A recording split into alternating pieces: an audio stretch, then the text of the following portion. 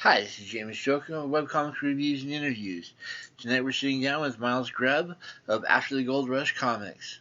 So sit back, relax, and let the Geek Fest begin. Okay, yeah, so I'm Miles Greb, and I am a Seattle-based but Northern California raised comic writer, and I make a couple different series focused on science and skepticism and kind of returning an optimistic look to science fiction. So my probably most popular series is called After the Goldrush, which is actually set in Orville, California, but in the future. And it was kind of a response to the cynical dystopian science fiction that's popular these days. I wanted to try to make something different, something that was based in science and shows the progress that we can make with the scientific method, and also deals with issues of skepticism and different secular topics. And I have a couple of the series, a couple of fantasy ones, and a paleontology book. But mostly just working on comics, and I also have a video game in the works, but I can't talk about that too much right now. All right, well, I'll obviously limit the conversation in that direction. After the Goldrush, what's the title come from? I can't tell you. That would be a spoiler to the story. Of course, Neil Young, who's one of my favorite music artists, he has an album named after the Goldrush, but it's not a direct reference to that. It is a reference to something in the story, but I can't explain it or it'd be a spoiler. Obviously, I was looking for more of the Norville link. So Yeah, so it is set in Orville. You see Scout, who's the main character after the Goldrush. She's the last scientist. She's around Table Mountain a lot. In issue 3, you'll see her standing right there on Table Mountain. But it's not specifically related to the Gold Rush of 1849. But the story is set in 2449. So. Basically, it looks like just she's returning to Earth.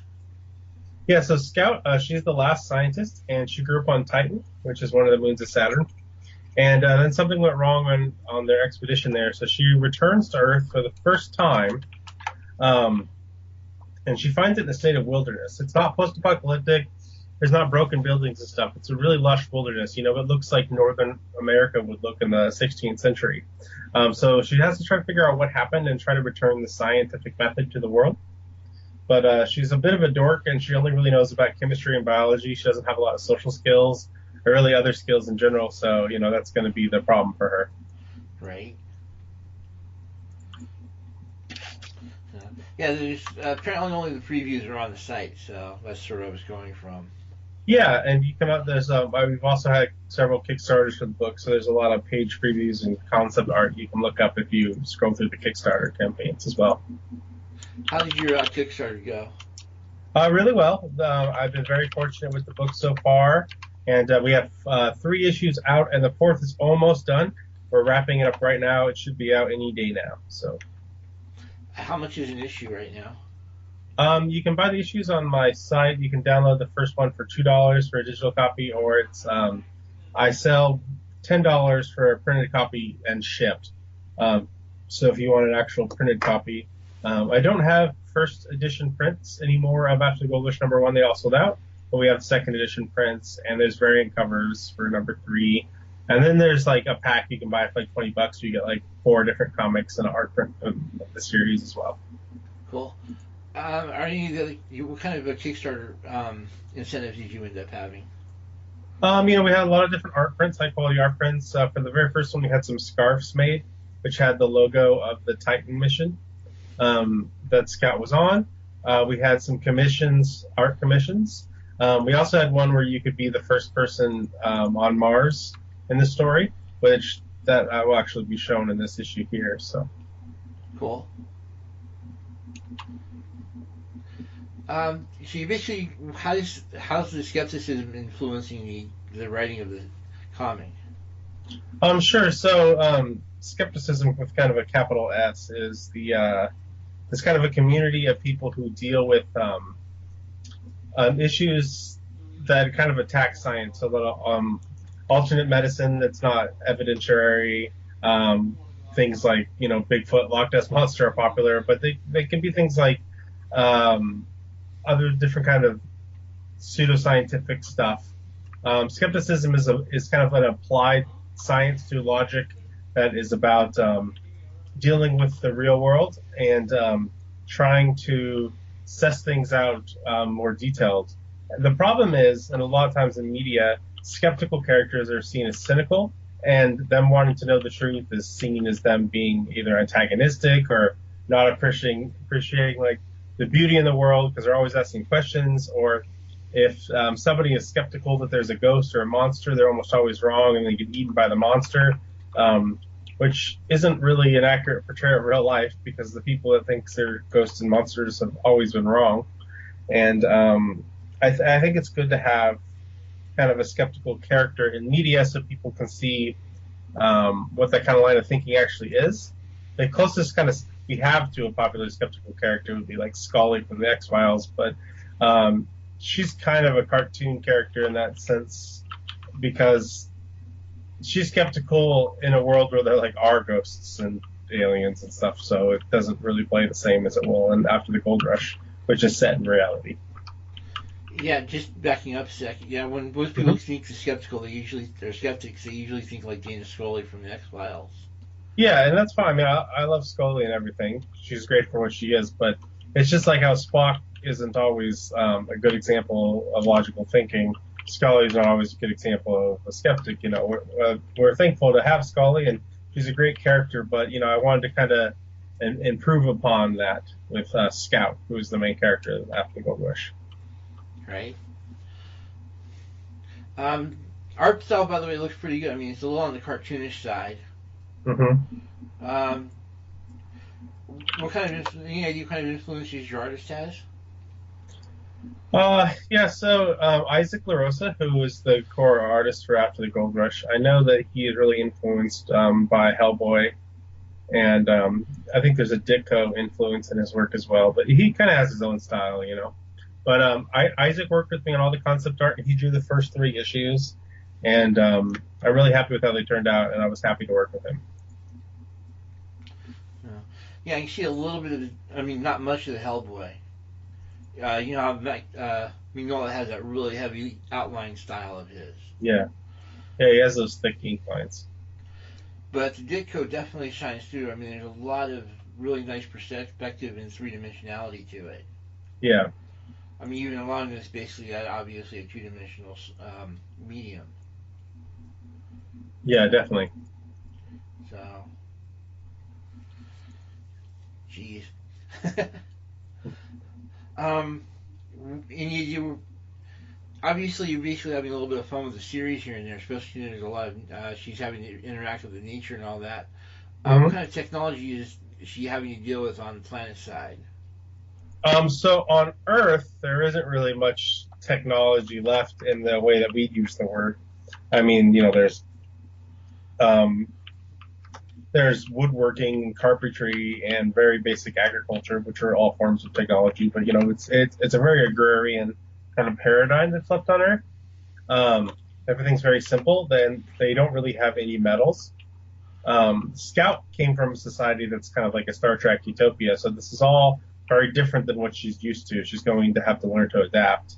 The thing is, like, she's a biologist and a chemist, so she comes from a society that's very technological, but she doesn't know metallurgy, she doesn't know engineering, she knows the fields that she has studied, and so she's not going to be able to just build a new spaceship or anything. She's going to try to have to figure out how she can return science to the world in a different way. So basically, she's also obviously not really up on the rest of the tech, because she's obviously a focused character. Yeah, so there's kind of a thing that people do who don't know much about the actual sciences when they write science characters, where they make them so that they know about every field and they know about medicine. And that's just not really how it goes. Science people who are career scientists specialize in a field. It doesn't mean they don't have other interests, but if somebody's like specializing in otter behaviors or metallurgy, or you know, tracking comets. They know all these minute details about those fields, and they're amazingly educated in them. But that doesn't mean that they know how to diagnose a virus, or how to measure the different chemical compounds that are most advantageous for growing wheat in a field. But you get this kind of thing in media a lot, where if somebody's the smart science character, they know everything about everything. So I'm trying to write a more accurate version. Right. And basically, and luckily, she's a chemist biologist, which are actually relatively aligned sciences. Yeah, so she focused on creating genetically modified plants that could grow in a modified biodome on Titan. So that's kind of her specialty. So hopefully she can introduce some of what she knows back to Earth. We'll see, though. You got to read to find out what happens. So, but what I was referring back to being a general versus a specialist is that obviously the people she's going to be dealing with are a lot more general in terms of skills. They're going to be more master of a wider range of skills than she has. Yeah, so the people on Earth, they're very superstitious, very religious, which is a thing she's never encountered before. So it's definitely something different for her. She's going to have to learn how to understand these people and try to learn about what her place can be in this world. Right. Has she started? Again, I've only got access to the previews. Has she actually started learning more of the general, like carpentry, that sort of thing, or? So at the moment, Scout is mostly running away from people. So the first issue follows her return to Earth, and I don't really want to spoil what happens, but she meets the people on Earth, and they're not necessarily in harmony in the beginning. So. Yeah. Well, yeah. The previews show that she's definitely having fun getting used to the planet. Yeah, it's pretty exciting for her because Titan is a very thick orange atmosphere. You obviously can't walk around much. Gravity's different, and so her body has to get used to Earth. When you grow up in a planet with low gravity, it changes your muscle and bone density, so she has to deal with kind of being weakly for a little while. But it's also really kind of like a wondrous thing to be on, Earth, where her ancestors evolved, where she's like supposed to be and be there for the first time. So she gets to explore for a little while until the plot starts kicking in the later half of the first issue. Yeah, it's sort of fun sort of looking at it because you've got her, she's nice and she's relatively small and frail, and the only human so far I've seen is a much more muscular male type person. Yeah, that's the Axeman, who she meets in the second issue. So, yeah, I'm trying to avoid any plot as I can. Yeah, sure, no problem. Doesn't mean I'm not trying to get spoilers, that sort of thing, but Yeah, no worries. How's the comparison between the superstition and the science going for her? Or is she just basically just running from everybody because she's really scared? Well, she's not scared necessarily. She's a little bit confused by the people's response to her. Because, like I said, she doesn't, have really a concept of people being prejudiced against science for religious reasons. She's never encountered religion before. It's entirely new to her. So, she's just trying to survive and be a helpful biologist. But she keeps running into different people who don't really understand her. But she makes a few friends, and she gets to meet a dog in issue 3. So, that's pretty good. Yeah, apparently the dog and her are one of the art prints has her leaning back against the dog. So. Yeah, that's the cover of issue 3. That's actually not Scott. It's a different character. That's Pre. That's one of the girls she meets in the one of the farms that she finds. Okay. Yeah. Sorry, it looked like same dimension. Oh, no worries. No worries. So. Yeah, I guess I better start with some of the other stuff. To Train the Faithful, that looks sort of interesting. Yeah, that was my Dune fan comic that I made with Zach Hartong, who works with me on our other comic, Clovis. Um, so Dune is one of my all-time favorite novels, and I'm a pretty critical person when it comes to adaptations. Um, and I wanted to show that you can make a strict adaptation of a pretty dense novel without having to fundamentally change either the scope, the aspect, or even the scenes too much.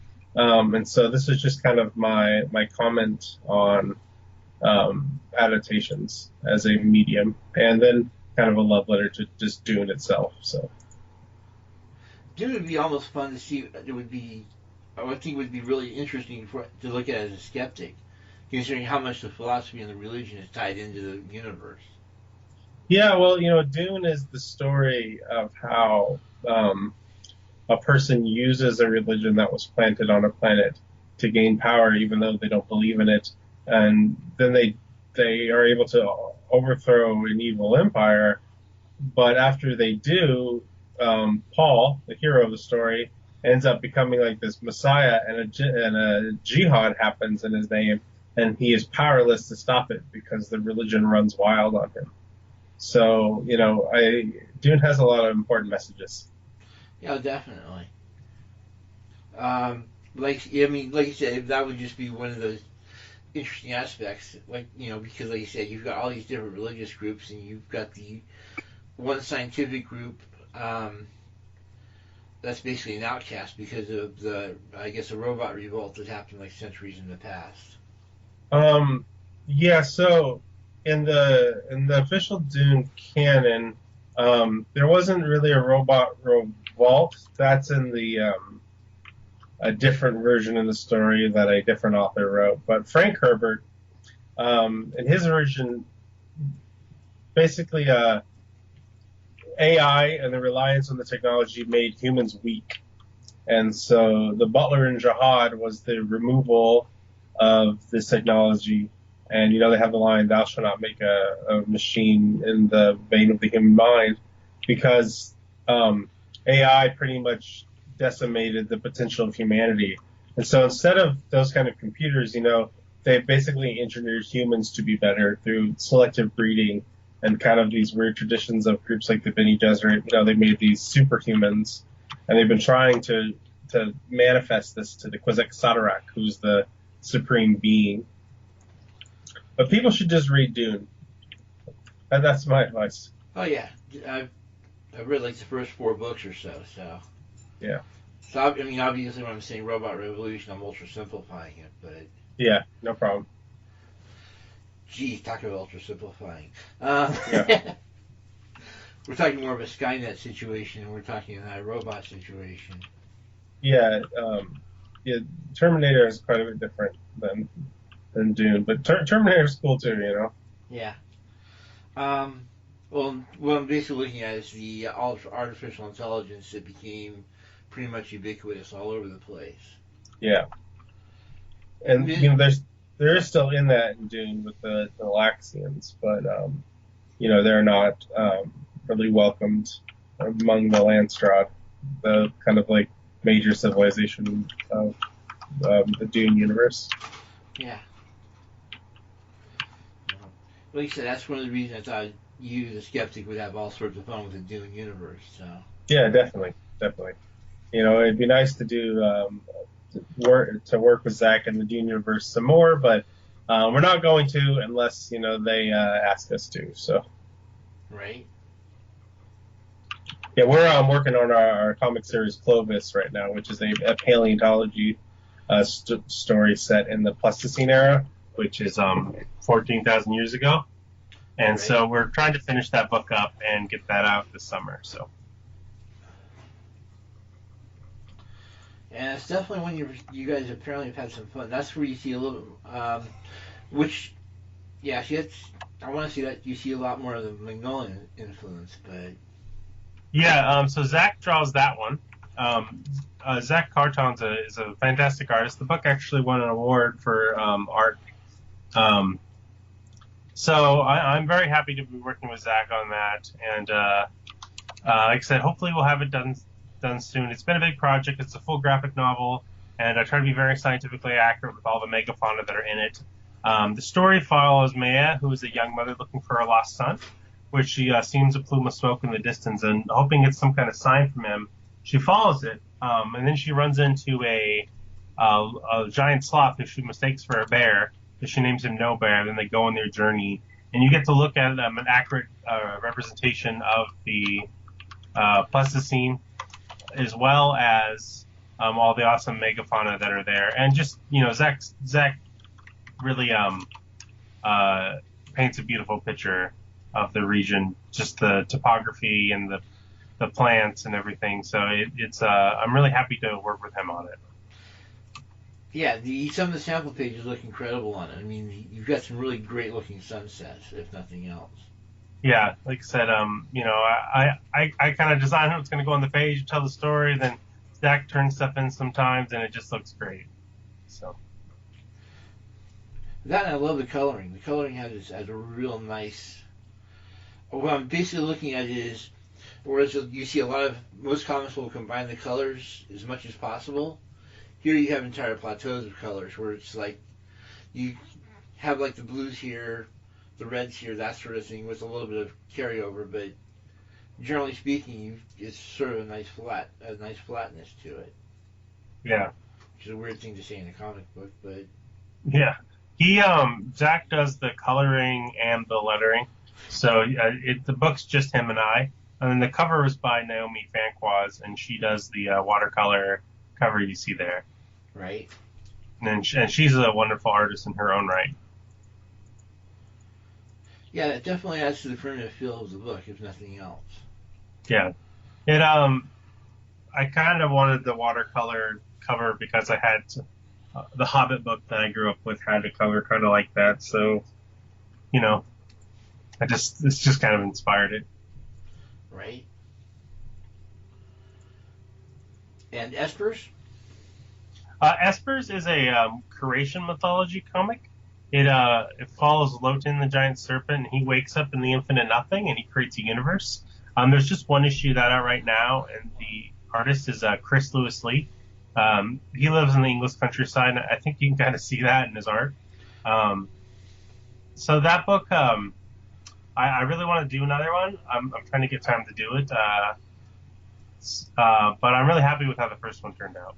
Yeah, it looks like there's definitely a definite Mobius feel to some of the art, the graphics. Yeah. Yeah, Chris did a great job on all the interiors, and we designed the concept art together for all the main characters. And then, I'm just really happy how it turned out. It's a little bit different than the other stuff I've written because the characters, they're not human. They speak in a really different way than I write my other characters because they're gods, but they're just being born. So they're really new to the world. So they have a lot of wisdom about the things they understand. But they don't really understand that much. So, it's kind of a different read. But if you're into kind of like the Cimmerillion or Creation mythologies, I hope you check it out. Just out of curiosity, what inspired you to go after a creation mythology? I think it's probably my love of the Cimmerillion and then a lot of Final Fantasy influence because I'm a big Final Fantasy fan. So I think those things kind of always tell my own little stories in my head, and just one I thought would be cool to tell. I hate dwelling on that obvious question, but how's that tie into? That almost sounds like it'd be more of a contrast with you being a skeptic than a compliment to it. Yeah, so I'm an atheist. I'm not a religious person, but that doesn't mean I don't respect storytelling that has a theological kind of influence in the past. There's still art that can be had from religious sources or traditions, and I think it's a good way to kind of defang the problems they have with the religion when you can just use their kind of cultural technology for fun and get rid of the dangerous parts. So right. Yeah, it's just sort of interesting to see that kind of contrast going on. Yeah, it is a lot different than my other series, but I wanted to make a comic with a giant serpent. Dang it! So I did it. And like I said, definitely looks like you guys had some serious fun with it. Yeah, it was fun to make, and I hope I get to make a second issue. We'll see. I got a lot of other books I'm working on, but we'll see. Um, I mean, besides the serpent, you've also got apparently a woodland god or a fire god. Yeah, so there's Amaru, he's the god of the earth, and then there's Nilil, she's the sky goddess. Okay. And those are the three you'll run into in the first issue. Okay. And ATGR? ATGR is after the Goldrush. So it's basically how attached to what kind of yeah. Where does it fit into the chronology of the Gold Rush? So the after the Goldrush webcomic takes place before the events of the first issue. It's a prequel. Okay. So you get to see Scout learn to become a scientist with their mother and father. That's definitely it's just obviously it's an entirely different artist. Naomi Frank. Naomi Francoise, she does the second series and of the webcomic. And then the first one was by David Jensen. Okay. Yeah, it's definitely interesting because the art. I mean, obviously the art's going to be entirely different than the comic book. Yeah, I work with a bunch of different artists. While Zach's drawing the main pages, someone else can do the webcomic. So it's a good way to get different people drawing Scout. It's always cool. It's cool to see the interpretation. Right. Um, it's also interesting to see the technology they play with on Titan. Yeah, it was a fun part to get to write some more sci-fi kind of stuff because on Earth, she doesn't have a lot of that shit. So. Even though some of the fashion is a little bit on the scary side. Sorry, it's just one of those things that always cracks me up. Is the further into the future you go into, the more it looks like everybody's wearing pajamas. Yeah, pajamas are good, man. I mean, they're not on Earth. They have to wear these suits that make it so they can get into their spacesuits. So. Right. It's also interesting to see is also the amount of holographic technology going around.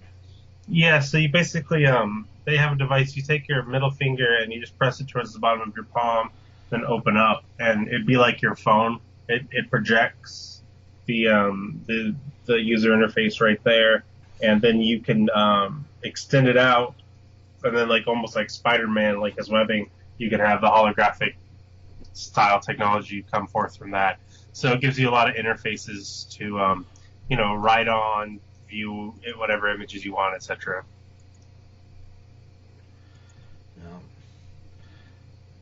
And blogs? I mean, you've got segments for blogs and podcasts, so.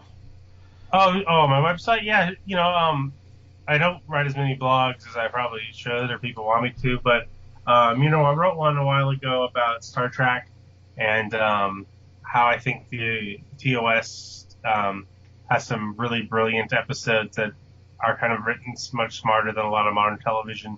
I don't think TOS gets enough credit for how elegant it works its characters into its plots. And then as a Final Fantasy fan, I wrote a really long blog, which actually I think the most read thing I've ever written, detailing every single Final Fantasy game. So that was fun to write. And then I had I also do some science posts. Like I had a blog about why people shouldn't want to mandate GMO labeling, for example. Right. Yeah. So people could check those out if they want. But my main focus is my comics. But occasionally I want to write something else. So. Yeah, it definitely looks like you had some fun with the blogs. But that's I'm more of when it comes to TOS, I'm more of the second season. So. Sure, yeah, there's some bad episodes of TOS, but I think it's a very important show, and it doesn't always get enough credit for how smart it's written. So. Well, yeah, I mean, there's a reason. There's an actual reason it's considered a cultural icon. Yeah, it didn't come out of nowhere. No. And of course, it doesn't help that we had one of the major screenwriters for it just recently die. So, Yeah, it's bad. just to clarify, Harlan Ellison, just to make sure everybody Yeah, knows. yeah, So, jeez. Sorry, it's one of my favorite stories about him relative to Star Trek is obviously he wrote the city or I can't Sit at the remember edge this of time. tomorrow. Right, basically known as the one where Edith Keeler dies. Yeah, it's my favorite episode. So, well, anyway, the catch is that the script he originally wrote for it had absolutely was way off canon. He put in elements that Roddenberry had made a point were not supposed to be in Star Trek. Yeah, it's kind of hard because you want to make it an optimistic future, but you do need drama to tell a good story. So there's always a kind of struggle there with good Star Trek stories. So. No. Well, in this case, he put one of the crew members was pushing drugs. Oh, I see. Also, there's a lot of specific credit amounts thrown around, Mm. and the Federation obviously is a non-money type, non-money situation. It's basically as long as you have the resource to do something, you can pull it off type of deal. Yeah, definitely. So he was fired, or yeah, he's basically fired, and they had to rewrite the script. Oh, I didn't know that. Yeah. Did you see the drug? You remember the drug pusher in the script in the episode? Yeah, yes, I do, but I didn't know all that. The rest of the tidbits there. No, I mean it wasn't just like pushing a little bit like they had in the story where it's like a minor issue. It was actually they had actually had crew members actually addicted to the various substances. Oh, didn't know that. We're talking like a New York style drug running situation. Yeah, I hear you. So anyway, so they expunged some of the elements and tamed a few of the other ones out, and will obviously film the episode. The Yeah. fun part is that they then submitted both the script and the episode. I mean, the script that Harlan had written, not the new version. Plus, they submitted the episode as well for the Peabody Award. Oh, cool. The fun part is that both of them won. Yeah, well, they should because it's fucking great. So, but that's just one of those weird side stories. Yeah. So, all right. So obviously, where are you planning on taking all this? I mean, do you have some sort of grand plan, or are you just basically doing what you can at the moment? For after the Goldrush, it's all written out. It's just making it, getting it drawn, getting it funded, and printing it. Which is a process. Clovis is, my script is done. Zach's just finishing it up. We should have it done this summer. So. Okay. That should be interesting. How you another Kickstarter for Clovis or? Clovis is already kickstarted and done, so we're just got to get it finished and out to people. So. That's cool. Just out of curiosity, how are you having success with the Kickstarters? What are you doing differently or more effectively than others? I think that I'm writing stories that aren't a bunch of zombies and people fighting each other for no reason. I think people want something different, I'm writing stories about the beauty of the natural world, and I think people like that. And so I think that's really helped me find an audience. Okay. Are you doing anything in terms of marketing, or are you just simply putting the information out? I think because of the subject matter, I've got a decent number of, interviews, podcast attention from different science kind of skeptic sources. So I think that that's helped me find an audience. But I also think that my artists are really talented and people just like to see their stuff. So I'm really thankful for the people I work with and all the early fans that were really happy to see a skeptic main character that supported the book have really helped it go with the first Kickstarter and then the subsequent ones. Oh. Yeah, I mean, I know it's just curious because I know most of the Kickstarters tend to not really do so well or tend to die really quick. So. Yeah, I think mine have all of mine have been successful. I've run 8 different Kickstarters and everyone has been funded, no problem. So Nice. Yeah, pretty happy about that. I get to make the books I want to make, and that's really all I'm trying to do. So, No. Yeah, definitely. You're able to find some really talented artists. yeah, thank you. I think they're pretty darn good. No. All right. Anything else? And now that you have an opportunity for a mandatory plug. Sure. So I do have my new series coming out, which you can talk about. It's called Puck the Artist. It's an adventure story about a world where everything that exists is drawn into existence.